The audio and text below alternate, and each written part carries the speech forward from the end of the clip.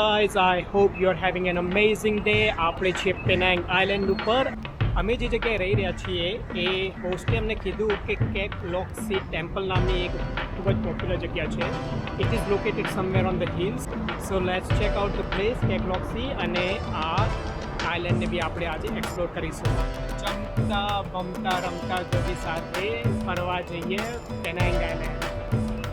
અત્યાર સુધી તમે લોકોએ નોટિસ કરી જ દીધું હશે કે અમે પબ્લિક ટ્રાન્સપોર્ટનો ઉપયોગ કરવાનો વધારે પ્રિફર કરીએ છીએ. જનરલી પબ્લિક ટ્રાન્સપોર્ટમાં તમારે થોડી રાહ જોવી પડે પણ સસ્તું ઘણું પડે. ટેક્સના કમ્પેરમાં તમે 10% 15%ની આસપાસ જ એનો ખર્ચો થાય અને તમે તમારી જગ્યાએ પહોંચી જાઓ. લોકો બી નવા નવા મળે અને તમને નવું નવું ઘણું જાણવા મળે. અને અહીંયાથી આપણે બસ પકડવાની છે કાં તો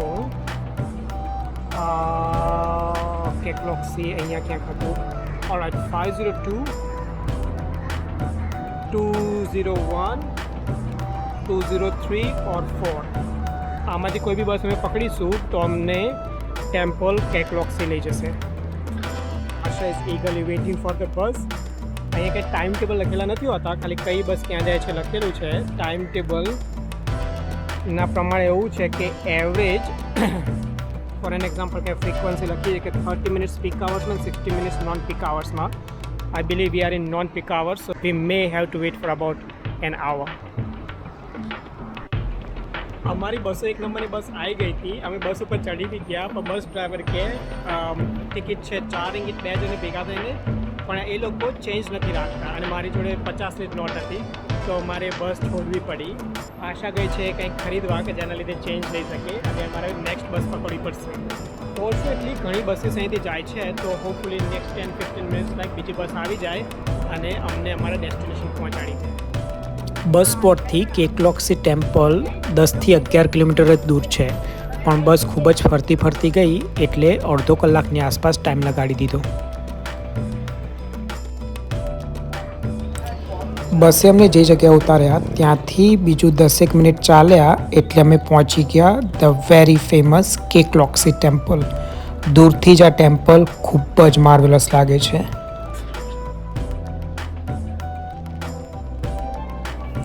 મુખ્ય મંદિરના ભાગે પહોંચવા માટે તમે કાં તો પગપાળા યાત્રા કરી શકો અથવા તો અહીંયા એલિવેટેડ લિફ્ટની બી વ્યવસ્થા છે. તો જરા બી મહેનત ના કરવી હોય તો આ રોપવેનો ઉપયોગ બી કરી શકાય. પર્સનલી હું ક્લાઇમ્બિંગ, વોકિંગ, રનિંગ બધાનો શોખીન છું. ક્લાઇમ્બ કરીને ઉપર જવાની ખરી મજા છે. So this place is called the tortoise pond અને લુક એટ ધીસ મેન. એટલા બધા અહીંયા કાચબા છે. ઓ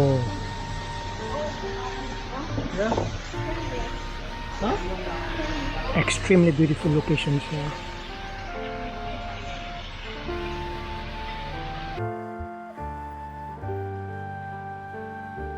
નેચરલ રોક ફોર્મેશન ખૂબ જ સરસ લાગે છે. આ જગ્યા એકચ્યુઅલી વરસાદના સમયે વધારે ખૂબસૂરત લાગતી હશે, જે રીતનું લોકેશન છે અને જે રીતની અહીંયા ગ્રીનરી છે. ટેમ્પલમાં એન્ટર થવા માટે 2 રસ્તા છે. જો તમે કાર લઈને આવો તો છેક તમે અહીંયા સુધી કાર લઈને આવીને પાર્ક કરી શકો. અમે બસમાં આવ્યા હતા તો બીજા એન્ટ્રી અમને ઉતાર્યા. 2 મિનિટનો વોક છે ત્યાંથી. વચ્ચે પેલું મસ્ત ટોર્ટોઇસ પોન્ડ અમને દેખવા મળી. તો તમે કારમાં સીધા આવો ને અહીંયા તો કાર પાર્કમાંથી લેફ્ટ સાઈડ જજો એ પોન્ડને જોવા માટે. 5-1 મિનિટની ચઢાઈ હતી પણ બહુ જ બ્યુટિફુલ ટેમ્પલ છે. By the look of it એવું લાગે છે કે આ ટેમ્પલમાં અલગ અલગ સેક્શન્સ છે અને ઘણું મોટું કોમ્પ્લેક્સ લાગી રહ્યું છે. 1890માં બનાવવામાં આવેલ કેક લોકસી ટેમ્પલ એ મલેશિયાનું સૌથી મોટું બુદ્ધિસ્ટ ટેમ્પલ છે અને માત્ર મલેશિયા નહીં પણ હોંગકોંગ, સિંગાપોર અને બીજા સાઉથ ઇસ્ટ એશિયાના બુદ્ધિસ્ટ માટે બી આમ બહુ જ મહત્વપૂર્ણ પિલગ્રિમેજની જગ્યા છે.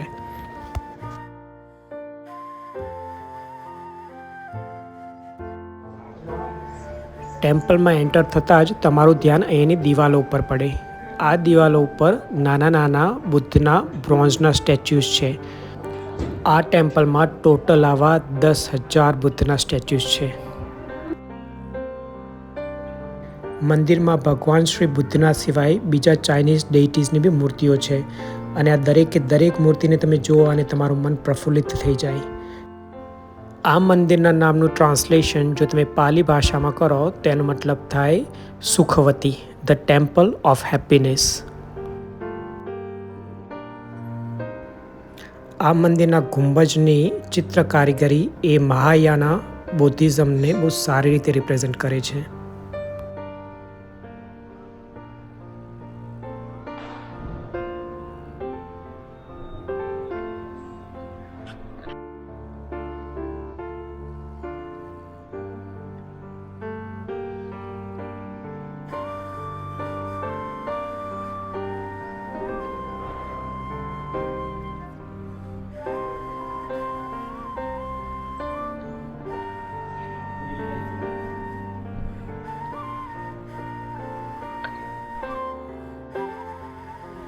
એક રિંગીટનું ડોનેશન આપી આમાંથી કોઈ બી વિશિંગ રિબિન તમે લઈ શકો અને બાજુમાં આવેલા નાનકડા પ્લાન્ટ ઉપર એને બાંધવાની અને ભગવાન તમારી ઈચ્છા પૂર્તિ કરે એવી પ્રાર્થના કરવાની.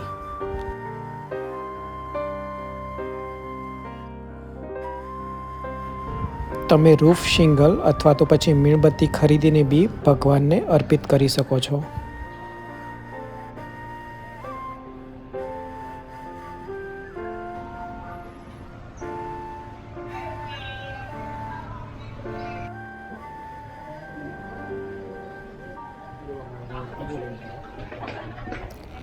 મેઇન ટેમ્પલની બાજુમાં એક મસ્ત નાનો પેગોડા છે. આપણે હવે એ તરફ જઈ રહ્યા છીએ.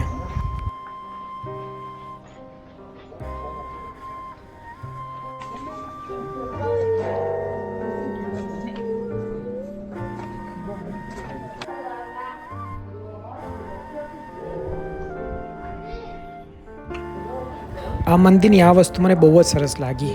એના બેઝમેન્ટમાં એક ગિફ્ટ શોપ છે અને આ ગિફ્ટ શોપમાં જે બી પ્રોફિટ થાય ને એ બધું જ ડોનેશનમાં જાય છે. કેકલોક્સીના મેઇન ટેમ્પલથી બહાર નીકળીને અમે ઉપરની સાઈડ એમ પગોડા છે એ બાજુ જવાનું વિચારી રહ્યા છીએ. અંદરથી સીધી સીડીઓ હતી એવું મને લાગતું હતું, પણ એપોઇન્ટલી અમારે બહાર આવવાનું છે ને મેઇન રોડથી એ બાજુ જવાનું છે. તો ચાલો મેઇન પગોડા તરફ જઈએ અને ત્યાં શું છે એ જોઈએ. આ સાઇન એમ કહે છે કે આ બાજુમાં Guanyin સ્ટેચ્યુ છે.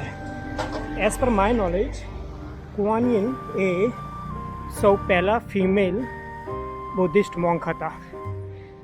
તો એમનો અહીંયા જાયન્ટ સ્ટેચ્યુ એ જોવા જઈશું.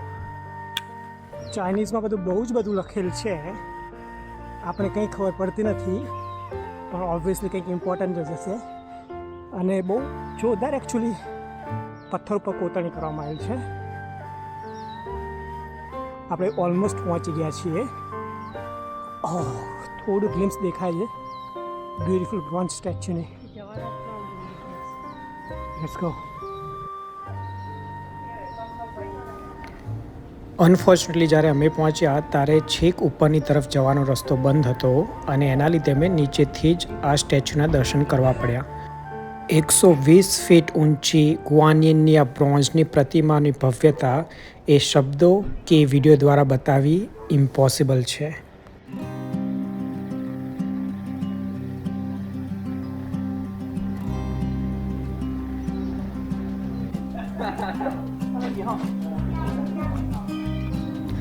પ્રતિમાથી થોડા આગળ જઈએ એટલે ગુઆનિયનનું અહીંયા સુંદર ટેમ્પલ બી આવેલ છે.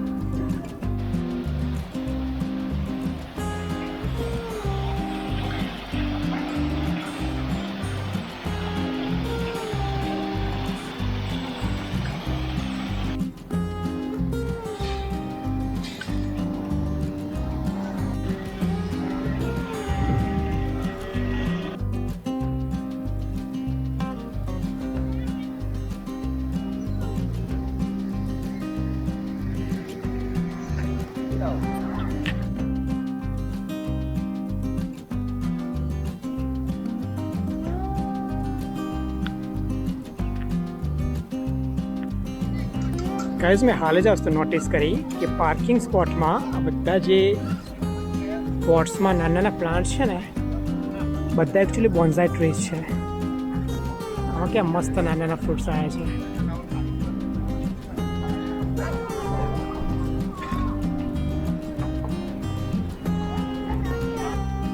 એક શેતાની નીચે બીજું શેતાન.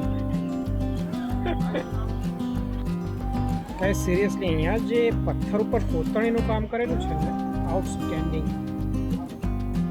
આની ડેપ્થ તમે જો આના નાકની છે નીચે સુધીને વિચારો તો લગભગ 1 ફૂટની આસપાસ ડીપ કાર્વિંગ કરવામાં આવ્યું છે.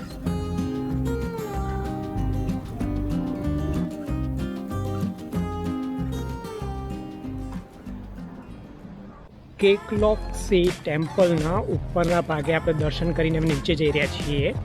નીચે તરફના ટેમ્પલને આપણે ઓલરેડી વિઝિટ કરી દીધી, એટલે હવે એ બાજુ જવાનું નથી. મેઇન સ્ટ્રીટ તરફ આપણે સીધા જઈશું.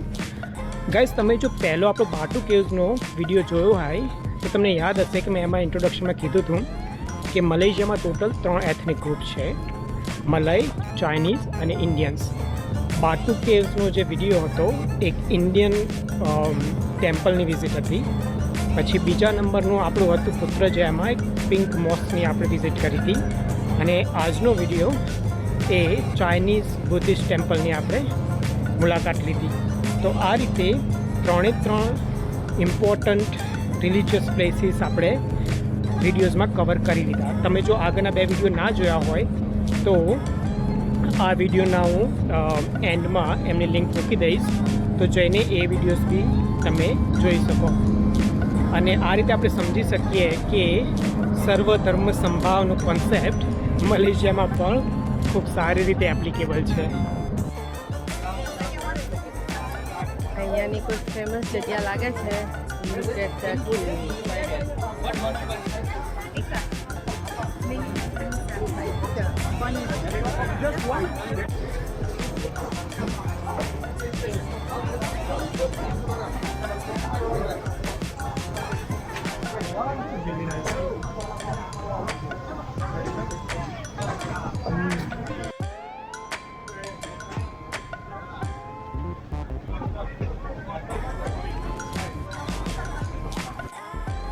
છેલ્લા થોડા દિવસથી લંચ લેવામાં ખરેખર બહુ મોડું થવા માંડ્યું છે.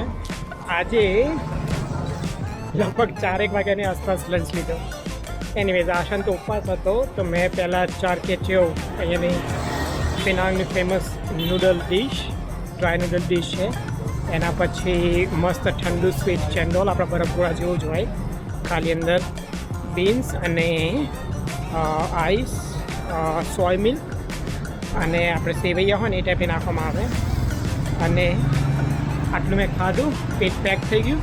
બાકીનો ટાઈમ પેનાંગ જોર્જટાઉનમાં ફરતા નીકળીએ. તો ગાઈઝ, આશા છે કે તમને આજનો વિડીયો ગમ્યો હશે. વિડીયોને લાઇક અને શેર કરવાનું ભૂલતા નહીં. અને આપણી આ ગુજરાતી ટ્રાવેલ ચેનલને સબસ્ક્રાઈબ જરૂરથી કરી દેજો. તો આપણે મળીએ એક નવી જગ્યાએ એક નવા વિડીયો સાથે. ત્યાં સુધી good bye and take care.